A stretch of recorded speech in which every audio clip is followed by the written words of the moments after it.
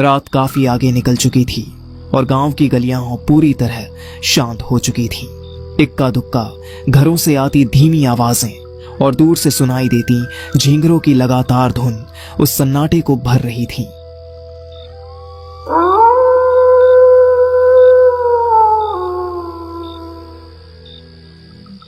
गली के मोड़ पर बनी छोटी सी चाय की दुकान लालटेन की मध्यम रोशनी में खुली थी, जिसकी पीली रोशनी सड़क पर हल्का सा फैल रही थी।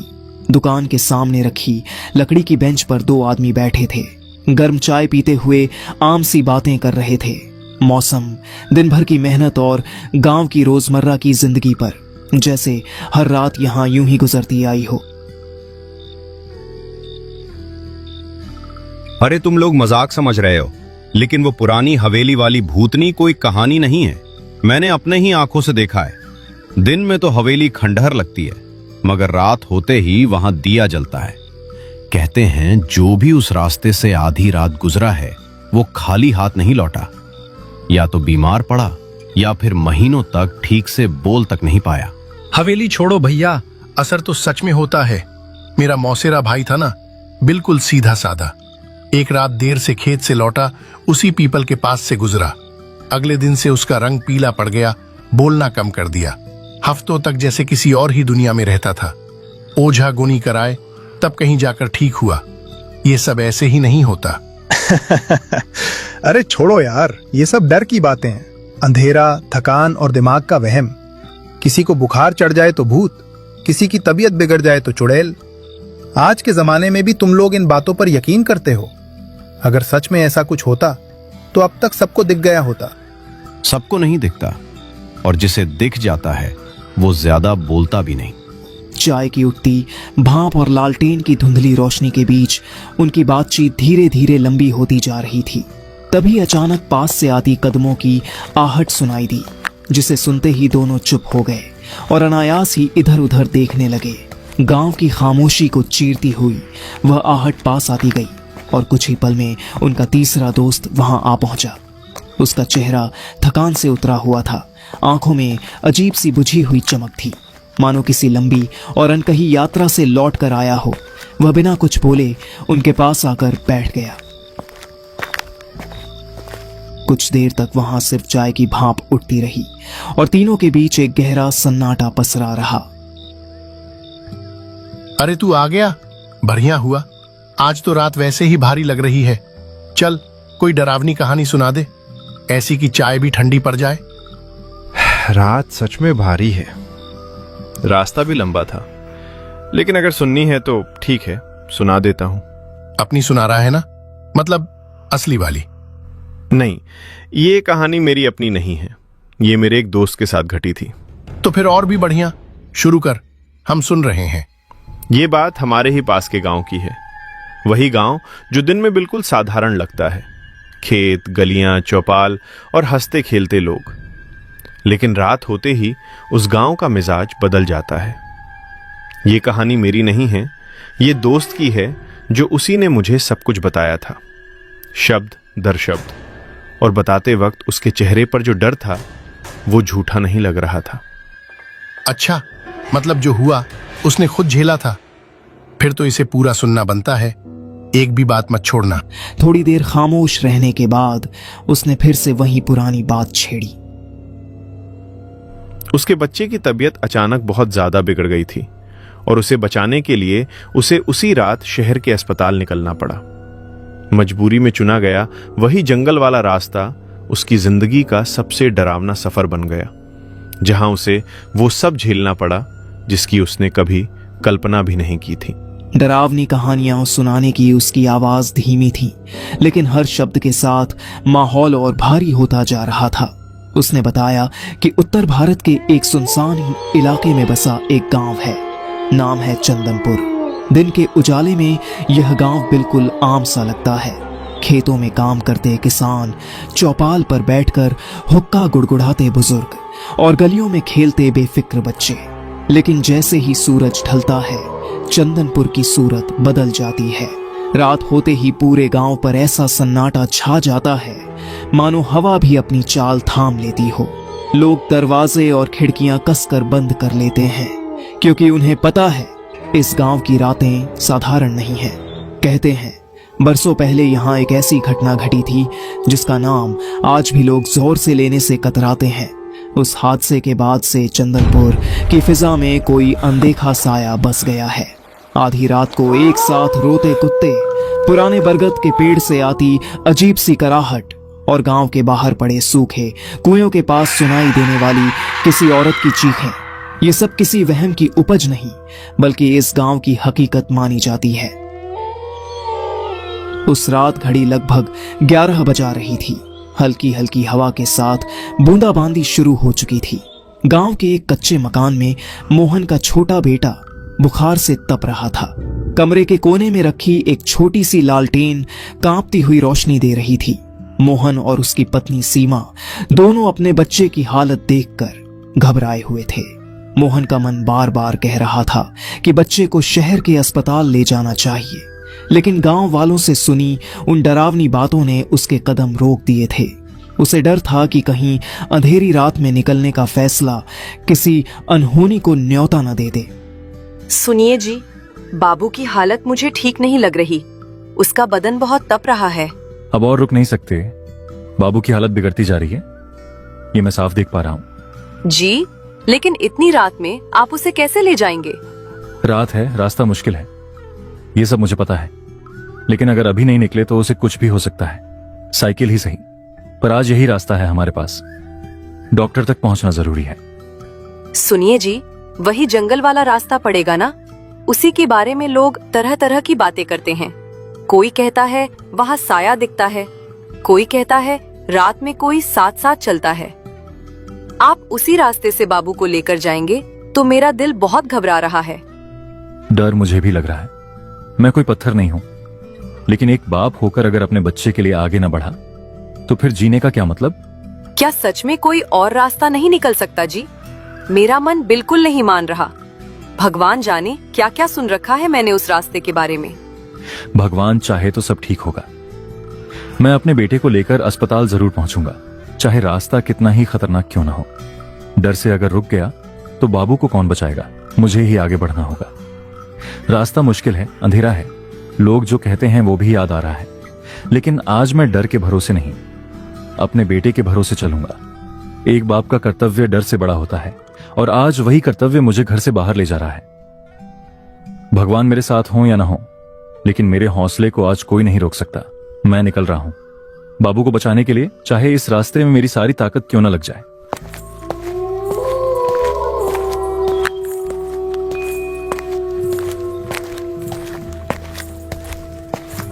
उस रात एक पिता अपने बेटे की जान बचाने के लिए ऐसे सफर पर निकल पड़ा था जहां हर कदम के साथ खतरा जुड़ा हुआ था। घने अंधेरे के बीच साइकिल चलाते हुए मोहन के दिल की धड़कन तेज होती जा रही थी। डर इसलिए नहीं था कि रास्ता लंबा था, बल्कि इसलिए कि शहर तक पहुंचने का यही एकमात्र रास्ता था। वही रास्ता जिसके बारे में गांव में तरह तरह की बातें कही जाती थी। बारिश अब और तेज हो चुकी थी। ठंडी बूंदें मोहन के चेहरे पर बार बार पड़ रही थीं, मानो उसे रुक जाने की चेतावनी दे रही हो, लेकिन रुकने का वक्त उसके पास था ही नहीं। पीछे बैठा उसका बेटा तेज सांसें ले रहा था। उसका नन्हा सा शरीर मोहन की पकड़ में हर पल और ढीला पड़ता जा रहा था। रास्ता पूरी तरह सुनसान था। चारों ओर बस गहरा अंधेरा, बारिश की लगातार आवाज और साइकिल की चरमराहट। यही वह रास्ता था जिसके बारे में लोग फुसफुसाकर कहानियां सुनाते थे। कहा जाता था कि रात के अंधेरे में यहाँ कोई अजीब सी परछाई चलती है, कभी साथ साथ, कभी पीछे पीछे, और फिर अचानक ऐसे गायब हो जाती है जैसे कभी थी ही नहीं। सफर अभी लंबा था, इसलिए मोहन ने डर को दिल में दबाकर साइकिल की रफ्तार और बढ़ा दी। उसके मन में बस एक ही ख्याल था, किसी तरह शहर पहुंचना और अपने बेटे को बचा लेना। कुछ दूर आगे बढ़ने पर बारिश अचानक थम गई। हवा में अजीब सी नमी और सन्नाटा भर गया। तभी रास्ते के किनारे मोहन की नजर गई। वहां एक बूढ़ी औरत चुपचाप बैठी थी। इतनी रात इस सुनसान रास्ते पर उसे देखकर मोहन के कदम अपने आप धीमे पड़ गए। उसके मन में एक ही सवाल उठ रहा था, आखिर इस अंधेरी रात में यह अम्मा यहाँ क्या कर रही है?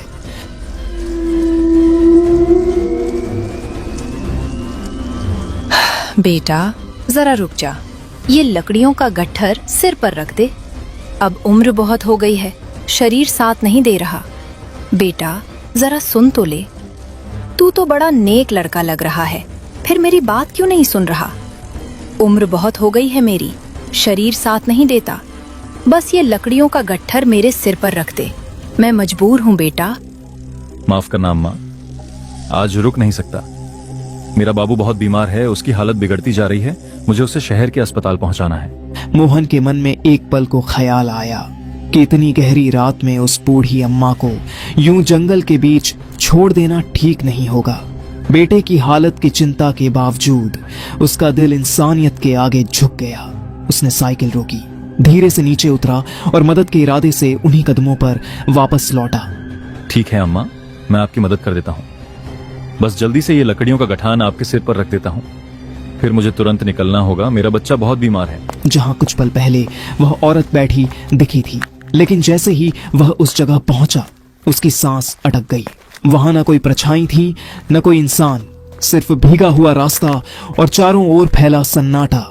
उसी पल मोहन का दिल जोर जोर से धड़कने लगा, जैसे छाती के अंदर कुछ अनहोनी का आभास उसे लगातार चेतावनी दे रहा हो। उसने चारों तरफ नजर दौड़ाई, मगर अंधेरे के सिवा उसे कुछ दिखाई नहीं दिया। अभी तो अम्मा यहीं बैठी थी, इतनी देर में कोई यूं गायब कैसे हो सकता है? ना वो अम्मा है, न लकड़ियों का गट्ठर, सब कुछ जैसे हवा हो गया। ये समझ में नहीं आ रहा अभी जो सामने था वो पल भर में कहां चला गया। अब मुझे अजीब लग रहा है, ये जगह ठीक नहीं है, यहां कुछ गलत है, तभी तो दिल इतना घबरा रहा है। मुझे यहां और नहीं रुकना चाहिए, जितनी जल्दी हो सके निकलना होगा। डर और बेचैनी अब उसके चेहरे पर खुलकर उतर आए थे। वह घबराहट में तेज कदमों से अपनी साइकिल की ओर लपका और बिना पीछे देखे उस अंधेरे रास्ते पर निकल पड़ा। लेकिन उस पल ऐसा लग रहा था मानो किस्मत ने भी उससे मुंह मोड़ लिया हो। हर कदम भारी पड़ रहा था और रात और गहरी होती चली जा रही थी।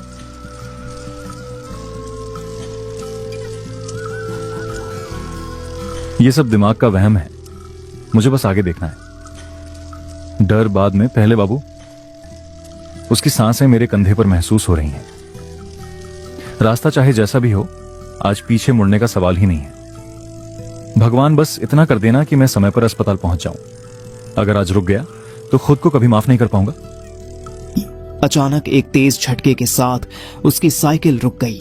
पुरानी जंग खाई चेन चरमराती हुई फिसल कर नीचे गिर पड़ी। अरे नहीं, अभी ये क्या हो गया? इस वक्त ही चेन गिरनी थी।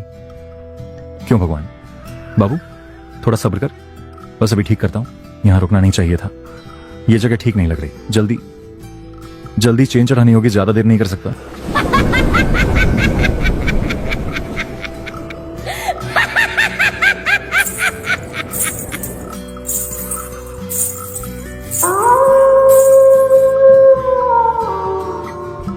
घबराहट में मोहन झुककर साइकिल की चेन ठीक करने ही वाला था कि अचानक उसके जिस्म में जैसे जान ही रुक गई।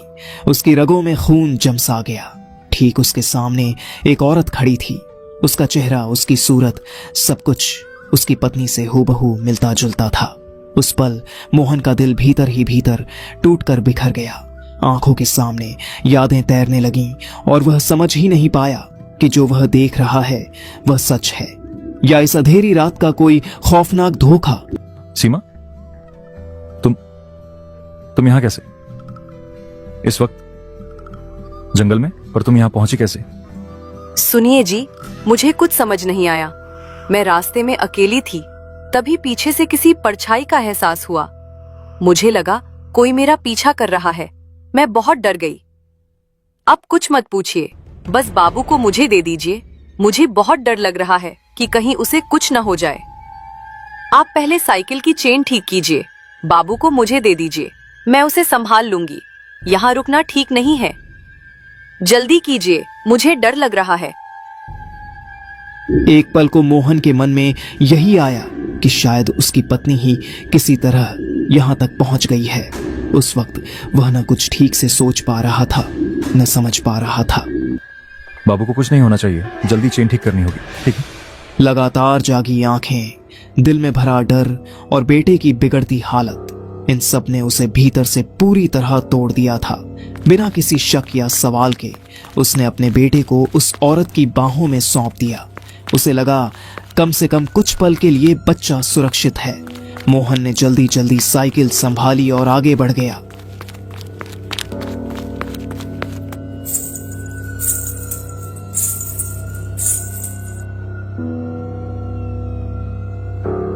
लेकिन कुछ ही दूरी तय करने के बाद उसके दिल में एक अजीब सा खटका उठा। कदम अपने आप धीमे पड़ गए। वह कांपते हुए पीछे मुड़ा। जो उसने देखा वह उसकी रूह तक को झकझोर गया। वहां उसकी पत्नी नहीं थी, वहां वह था जिसके बारे में गांव के बुजुर्ग सालों से चेतावनी देते आए थे। छलावा अपने असली भयानक रूप में। उसकी आंखों में इंसानियत का कोई अंश नहीं था और उसकी पकड़ में अब मोहन का छोटा सा बाबू था। उसी पल मोहन को समझ आ गया कि उसने डर और कमजोरी में वह गलती कर दी थी जिसकी कीमत शायद अब उसे अपनी पूरी जिंदगी चुकानी पड़ने वाली थी। नहीं, ये मैं हाथ जोड़ता हूं, गिड़गिड़ाता हूं तेरे सामने। बस मेरे बाबू को मुझे लौटा दे, वो मेरी जान है। उसके बिना मैं जिंदा नहीं रह पाऊंगा। मोहन के आंसू बारिश की बेरहम बूंदों में घुलते जा रहे थे और उसकी उखड़ी हुई सांसें पागलपन की हद तक तेज हो चुकी थीं। वह ठोकर खाता गिरता, फिर खुद को समेटकर दोबारा उठता और अंधेरे में बेतहाशा दौड़ता चला जा रहा था। उसके दिल और दिमाग में बस एक ही बात गूंज रही थी, किसी भी हाल में अपने बाबू को बचाना है। भगवान, मेरे बाबू को बचा लो, मेरी सांसें ले लो, मगर मेरे बच्चे को कुछ मत होने देना। मेरा बच्चा कुछ नहीं जानता, वो अभी दुनिया को ठीक से पहचान भी नहीं पाया है। डर अब भी उसके भीतर कांप रहा था, लेकिन उस डर के पीछे एक पिता का हौसला खड़ा था जो टूटने का नाम नहीं ले रहा था। उस रात मोहन सिर्फ भाग नहीं रहा था, वह अपने खून के हर रिश्ते को पकड़कर मौत से टकराने जा रहा था और उसे खुद भी नहीं पता था कि यह दौड़ उसे अपने बेटे तक पहुंचाएगी या किसी ऐसी सच्चाई तक जहां से लौटना मुमकिन नहीं होता।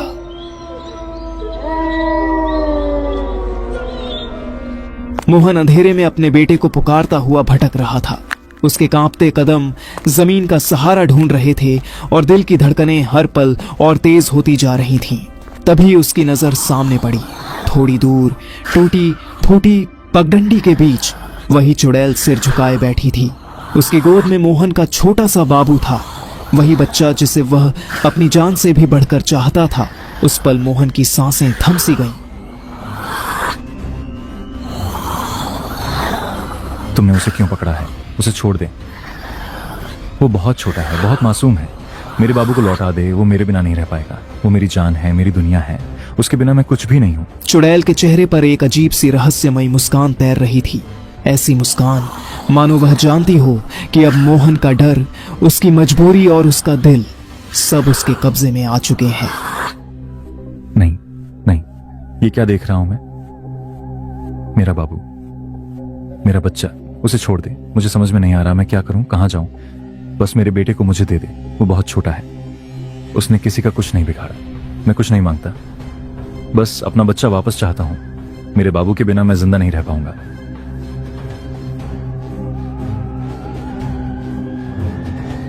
उस रात अंधेरा सिर्फ चारों ओर नहीं था, बल्कि मोहन के भीतर भी उतर चुका था और उसी अंधेरे में एक पिता और एक चुड़ैल आमने सामने खड़े थे, जहां अब फैसला डर नहीं बल्कि हौसला करने वाला था। जैसे ही बाइक की तेज हेडलाइट छलावे पर पड़ी, वह जोर जोर से चीखने लगा। उसकी चीख में दर्द भी था और गुस्सा भी, मानो वह उजाला उसके पूरे वजूद को जला रहा हो। लाल आंखें बुरी तरह चमकने लगी, उसका चेहरा विकृत हो गया और पूरा शरीर तड़पने लगा। वह पीछे हटने की कोशिश करने लगा, मगर रोशनी से बच नहीं पा रहा था। हेडलाइट की तेज चमक उसे भीतर तक चीर रही थी, जैसे उसकी सारी ताकत उसी पल खत्म हो रही हो। छलावा चीखता रहा, कराहता रहा और उसकी आवाज रात के सन्नाटे में फैलती चली गई। फिर धीरे धीरे उसका शरीर कांपने लगा, जैसे वह खुद पर काबू खो रहा हो। अगले ही पल उसका रूप बिगड़ने लगा, उसका शरीर धुएं में बदलता गया और वह दर्द से चीखता हुआ अंधेरे में घुलने लगा।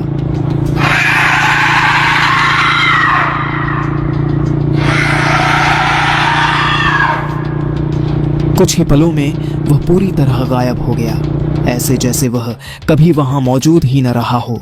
उसके जाते ही बाबू उसकी पकड़ से छूटकर जमीन पर गिर पड़ा। मोहन बदहवास सा दौड़ता हुआ पहुंचा और अपने लाल को दोनों हाथों से उठा लिया।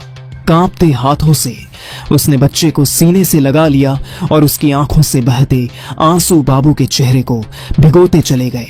आसमान से गिरती बारिश अब उसे डरावनी नहीं लग रही थी, वह जैसे राहत बनकर, आशीर्वाद बनकर उस पर बरस रही थी।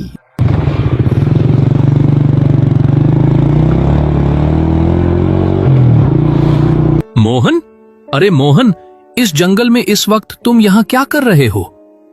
मोहन, तुम्हारी हालत ठीक नहीं लग रही।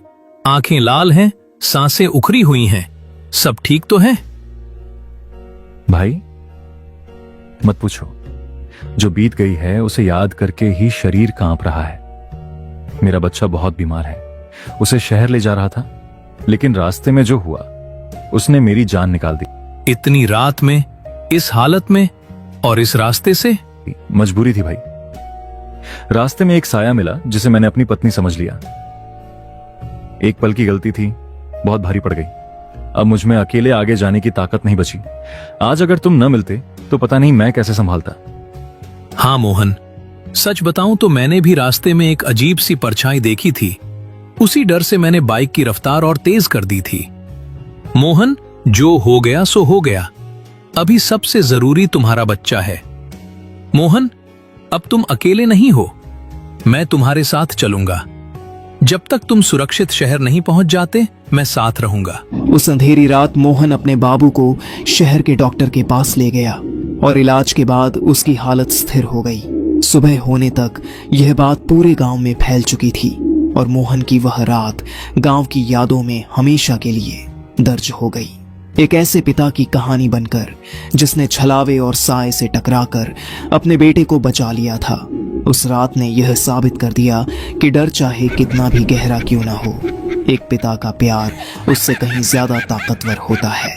गांव की गलियों में आज भी जब उस रात का जिक्र होता है, लोग सिर झुकाकर मोहन का नाम लेते हैं, क्योंकि कुछ कहानियां डर की नहीं होती। कुछ कहानियां सिर्फ हौसले, प्यार और एक पिता की जीत की होती हैं।